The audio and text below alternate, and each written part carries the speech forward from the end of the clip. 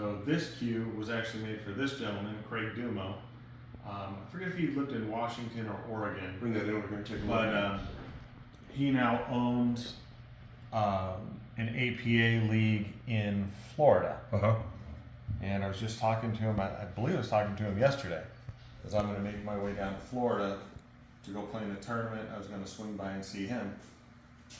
But surprised he would ever got rid of this. Beautiful. You know, I picked it up out of a collection. I like the snake wood a lot in it, and I love the way that it hits. So I decided to hang on to it. But I guess this would be considered a 16-point design, right?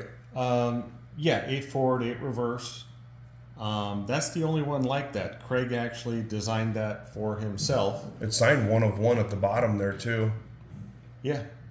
Now, when you do these 24 dot inlays, these are individual abalone dots, right? Yep. Each pocket is, an individual pocket, and each inlay has to be put in by hand.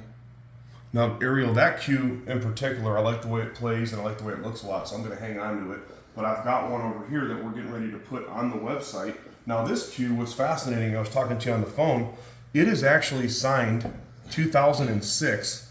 So you were running that design quite a long time ago. Yeah, so this is on my old CNC, and I hadn't figured out yet how to make it do the recut to put the piece of abalone in the center. Mm-hmm. Cue makers like to lie to each other and tell you, oh, it's really difficult, you have to do all this stuff. And one of the guys that had one of my cues came over to do a repair, and I was talking to him, asked him what he did, and he said he was a machinist. I said, well, how do I put the insert in there? And he didn't know what I was talking about. So I found a picture of one and showed him, and he went and drew the actual thing for me in Mastercam. Took him about 10 minutes, and he goes, you just select that first. Wow. Like literally, you have the whole thing there, and you have to select that first. Because if you do the outside first, then go to cut the inside, it's cut free from the material, and it'll be all sloppy. But it's like cue makers just lie to each other because they think they have something over on everybody else if you can't do something. So those are the Tiffany Diamonds right there, of course, compared to the difference over here, right, Ariel? So this would be your highest form of your ring work, which would be the Tiffany Diamonds and the 24 dots.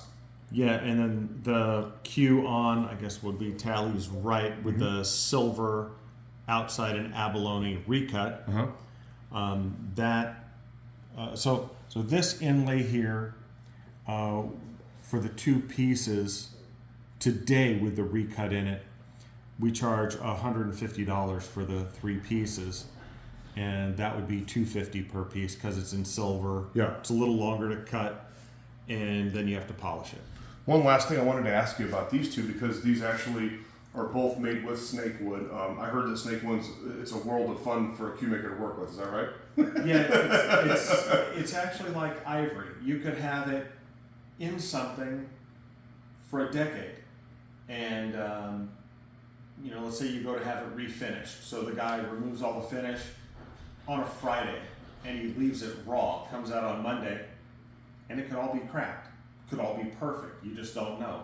So when you're working with snake wood, you really want to get finish on it as fast as possible, because the changing humidity and temperature is not its friend. Gotcha. Thanks for sharing that with us. There you go. Ariel Carmeli hanging out at Crossroad Cues, talking about some of his world-class custom cues. Check us out at crossroadcues.com.